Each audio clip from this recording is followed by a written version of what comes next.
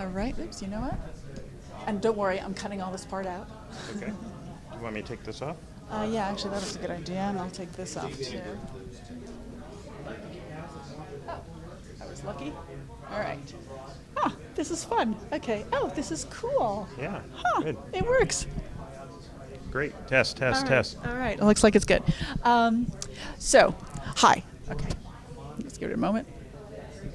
I'm Limor Schafman with RCR TV for the U2U Connect show, and joining me is John Crupi from JackBe. Thank you so much for joining us. Thank you for inviting me.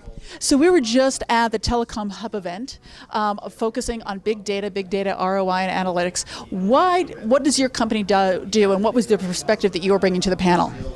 So I'm the CTO at JackBe. We're a real-time intelligence and analytics company, and what we do is we take data from all live multiple sources, big data, live data, historical, put it together and give you real-time interactions with that data for intelligence.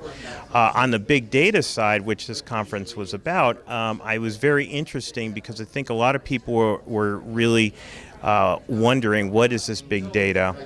Is it a real thing or is it just hype? And how can it benefit me? And in the telco space, how can it really help our business? So it was very interactive. I think the panelists were great.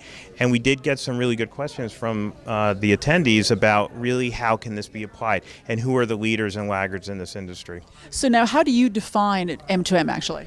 Well, so machine to machine, M2M, is we define it as, things connected. And our customers that do M2M or Internet of Things are a huge potential for big data. And it's also a huge potential for the telecom industry because everything will eventually be connected via cellular. Now, the problem that this poses is now you're getting all this data in. There's a huge noise to signal ratio, and ultimately the value is the analytics that come out of this information. So if you take everything and you connect it together and you're getting all this information, how do you provide value in everything that you're monitoring so that you can be proactive and get information and analytics and intelligence back?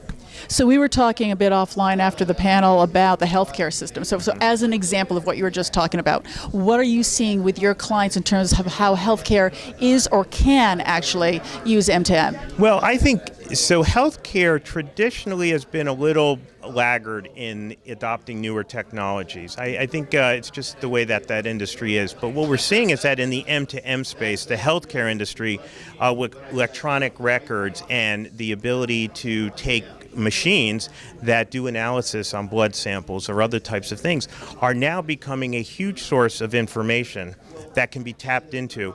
So it used to be that there would be an alert or something was wrong with the machine, they'd send a service repair person out.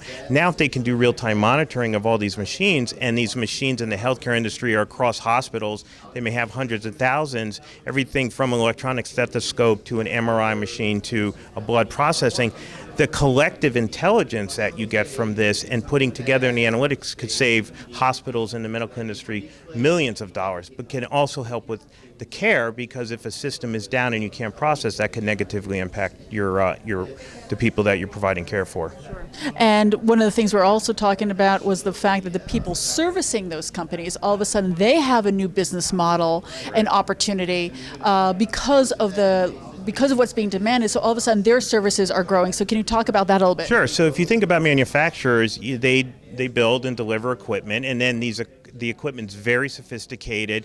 Before you know it, it's connected to the network, and you can monitor it, and not only monitor, but be very proactive in the monitoring. The manufacturers are starting to understand that, well, wait, not only is the value in my machines that I provide, but if I could provide services of being able to manage these systems and provide real-time operational analytics and predict when I'm going to get a failure and repair the system, then I could sell this as a value-add service on top of my machines. And this really introduces a whole new cost model, because it could be subscription-based, it could be SLAs guaranteed, and it's a very, very up-and-coming area, and I think it's going to be a huge win for this industry. Wonderful. Jack, thank you so much for taking a moment to speak to us after this event. Pleasure talking to you, and I look forward to doing it again. Thanks. And thank you for watching. We'll be right back.